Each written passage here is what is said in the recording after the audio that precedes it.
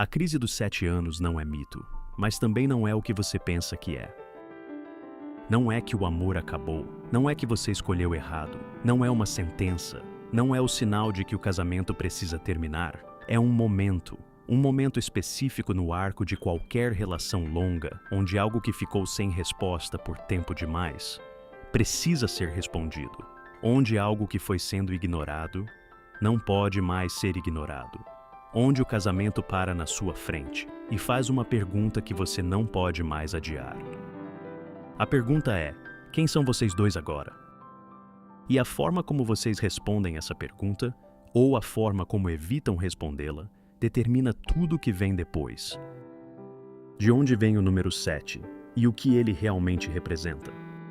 O número 7 não é arbitrário, mas ele também não é literal. Não é que em todo o casamento, exatamente no 7º ano, uma crise aparece de forma cronometrada. O que o número 7 representa é o tempo médio que leva para que as camadas de romantismo, novidade e projeção que existem no começo de uma relação se dissipem completamente. E quando essas camadas se dissipam, o que fica é a realidade, a pessoa real, a relação real, sem o filtro da paixão inicial, sem a energia da conquista, sem a novidade que tornava tudo mais fácil de navegar. Nos primeiros anos, o amor é parcialmente alimentado por dopamina, pelo circuito de recompensa que a novidade ativa, pelo entusiasmo de conhecer, pelo desejo que a incerteza alimenta, pelo projeto de construir algo junto.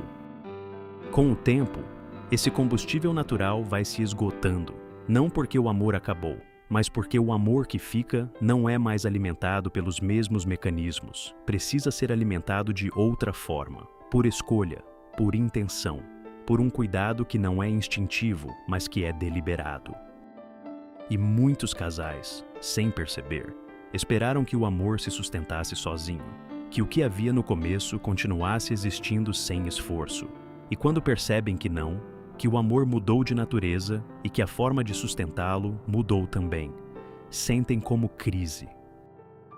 Mas não é crise no sentido de colapso inevitável, é crise no sentido grego original, crisis, que significa decisão, momento de escolha, ponto em que o caminho se divide e é preciso decidir qual seguir. O que acontece por dentro de cada um e como os dois vivem a crise de forma diferente. A crise dos 7 anos não é vivida igualmente pelos dois, e essa diferença, quando não é nomeada, cria um abismo adicional no momento em que o casamento mais precisaria de conexão. Ela frequentemente vive a crise como uma sensação crescente de que algo está faltando. Não necessariamente uma coisa específica, uma sensação difusa de que a vida que está tendo não é completamente a vida que imaginava, de que o casamento, que era para ser o lugar mais seguro do mundo, se tornou também o lugar onde ela sente mais solidão, de que a versão de si mesma dentro do casamento é mais limitada do que a versão que existia antes. Ela questiona a si mesma, a ele, ao casamento, ao que ainda quer, as escolhas que fez, não necessariamente com drama, frequentemente em silêncio, frequentemente enquanto todos ao redor parecem não notar que algo está acontecendo dentro dela. Ele frequentemente vive a crise de forma diferente. Pode ser através de um desconforto que não consegue nomear, de uma inquietação que se manifesta em comportamentos, trabalho excessivo, distração, irritabilidade, sem que ele consiga identificar a causa. Ou pode ser que ele não viva a crise de forma consciente, que ele esteja funcionando no piloto automático enquanto ela está questionando tudo. E essa assimetria, ela questionando, ele sem perceber, cria uma dinâmica difícil, porque ela precisa de uma conversa que ele não está preparado para ter, porque ela está num ponto de crise que ele não reconhece, e o distanciamento que ela sente, ele interpreta como humor, como fase, como algo que vai passar sem que precise ser confrontado. Os gatilhos que ativam a crise, e por que chegam nesse momento? Existem gatilhos específicos que frequentemente ativam ou precipitam a crise dos 7 anos, e entender quais são ajuda a identificar o que está realmente acontecendo. O gatilho mais comum é a chegada ou saída de uma fase dos filhos, Quando os filhos chegam à escola e a vida da família entra numa nova rotina, quando o bebê cresce e a fase mais intensa da parentalidade passa, e o casal olha um para o outro e percebe que não sabe mais quem o outro é sem o bebê no centro. Quando a adolescência chega e os filhos começam a se afastar, e o ninho vai ficando mais vazio antes de esvaziar de vez. Cada uma dessas transições remove uma camada de ocupação que estava cobrindo o espaço entre os dois, e quando o espaço é revelado, o que está lá, ou o que não está, torna-se impossível de ignorar. Outro gatilho comum é a realização de um sonho, ou o abandono definitivo de um. Quando algo que você sempre imaginou que aconteceria, fica claro que não vai acontecer. A carreira que não decolou, o projeto que ficou para trás, a versão de si mesma que você esperava ser e que o casamento, as responsabilidades, os sacrifícios, as escolhas, não deixou espaço para ser. Ou ao contrário, quando algo grande é conquistado, uma promoção importante, um objetivo de vida alcançado, e em vez de alegria pura, vem a pergunta: e agora? Isso era o que eu queria de verdade? E o que mais quero? Há também o gatilho do espelho externo, quando alguém próximo, uma amiga, um colega, passa por um divórcio, ou quando alguém que você conhece começa uma vida radicalmente diferente da sua, e você se pega pensando, não com inveja necessariamente, mas com uma curiosidade que não deveria estar lá, sobre como seria.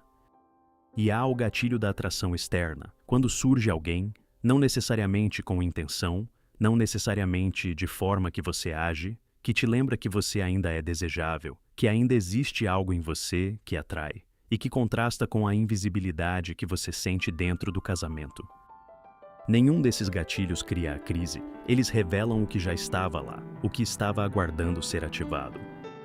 O que a maioria dos casais faz, e por que não funciona? Quando a crise dos 7 anos aparece, a maioria dos casais tem uma de duas respostas, e nenhuma das duas funciona. A primeira resposta é a negação, fingir que não está acontecendo, aumentar a ocupação, trabalho, filhos, projetos, qualquer coisa que preencha o espaço onde a crise está, esperar que passe, tratar como fase, confiar que o amor que existe é suficiente para atravessar sem que ninguém precise confrontar o que está acontecendo. Essa resposta adia, não resolve, e frequentemente agrava, porque o que não é confrontado cresce, fica mais pesado e quando finalmente emerge, porque sempre emerge, já está num tamanho que é muito mais difícil de trabalhar. A segunda resposta é o pânico, quando a crise é sentida, quando o questionamento se torna intenso o suficiente para não ser mais ignorado, alguns casais entram em pânico, tomam decisões precipitadas, fazem mudanças radicais que parecem resolver, mas que são, na prática, formas de fugir da conversa que precisa acontecer. Viagem para recuperar o romance, bebê para rejuvenescer o casamento, separação impulsiva que depois se arrepende, caso extraconjugal que promete o que está faltando, mas que não entrega o que realmente precisava ser encontrado dentro. Essas respostas, negação e pânico, têm em comum o fato de evitarem o que é necessário, a conversa honesta sobre onde cada um está, sobre o que o casamento se tornou, sobre o que cada um ainda quer, sobre quem cada um se tornou nos últimos anos. O que a crise está pedindo e o que os casais que a atravessam fazem diferente? A crise dos 7 anos não é pedido de término, é pedido de renovação. É o casamento dizendo, através do desconforto, através do questionamento, através da inquietação que não vai embora, que precisa ser revisto, que o que funcionava antes não está funcionando mais da mesma forma e que continuar no piloto automático não é opção.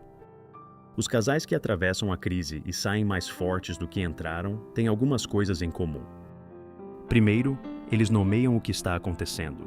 Em vez de fingir que não está, em vez de esperar que passe sozinho, eles têm a coragem de dizer: estamos num momento difícil.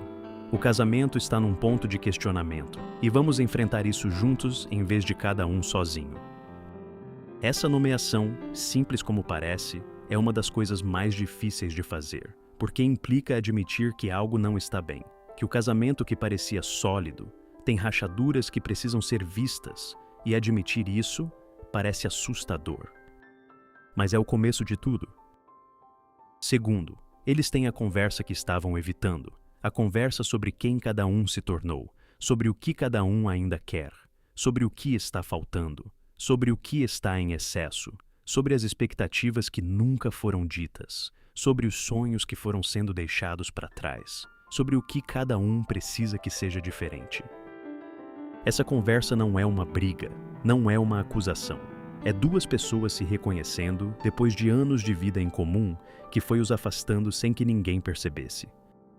Terceiro, eles escolhem um ao outro de novo, não com a ingenuidade do começo, com a consciência de quem tem história, de quem conhece as imperfeições e escolhe de qualquer forma, de quem sabe que o outro não é perfeito e que o casamento não vai ser sempre fácil e escolhe de qualquer forma.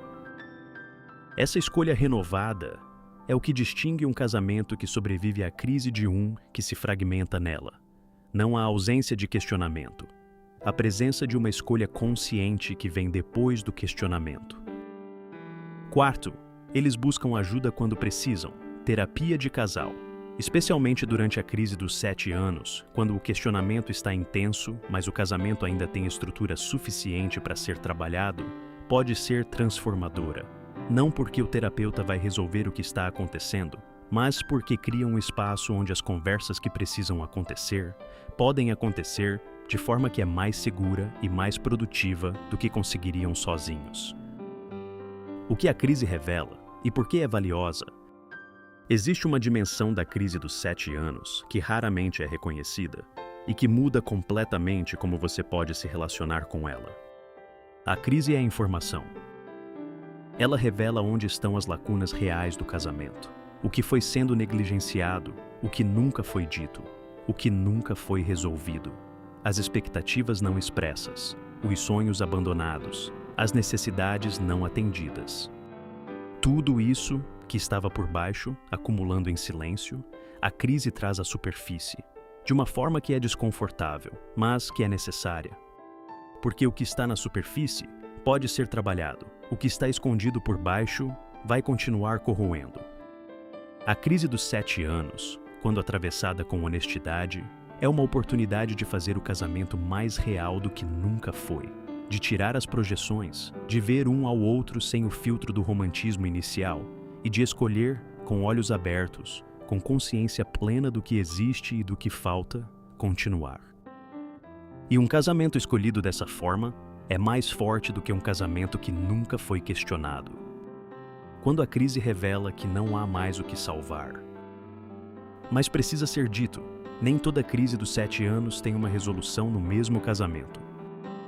Às vezes, a conversa que acontece durante a crise revela que os dois cresceram em direções que não são mais compatíveis, que os valores divergiram demais, que as necessidades de cada um não podem ser atendidas pelo outro da forma que cada um precisa, que o amor que existe, e pode existir, amor não precisa acabar para um casamento terminar, não é suficiente para construir uma vida juntos com significado real. Reconhecer isso é uma das formas mais corajosas e mais dolorosas de honestidade que existe. E quando isso acontece, a crise dos 7 anos não falhou em salvar o casamento. Ela cumpriu sua função de revelar a realidade do que havia e permitiu que duas pessoas tomassem decisões baseadas no que realmente existe, em vez de continuar num casamento que havia se tornado mais forma do que substância. A verdade final: a crise dos 7 anos não é o inimigo do casamento. É um dos seus momentos mais importantes. É o momento em que o casamento para e pergunta: vocês ainda escolhem isso? Com tudo que sabem agora, com tudo que viveram, com tudo que mudou em cada um de vocês?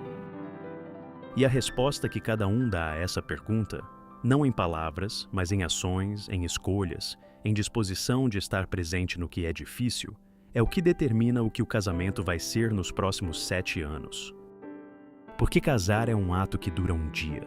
Escolher o casamento todos os dias é o que o mantém vivo. E a crise dos 7 anos é o convite para fazer essa escolha de forma consciente, não por inércia, não por medo, por vontade real. Você já passou por uma crise assim no seu casamento? Ou está no meio de uma agora? Deixa nos comentários, porque aqui a gente fala sobre o que os outros fingem não existir.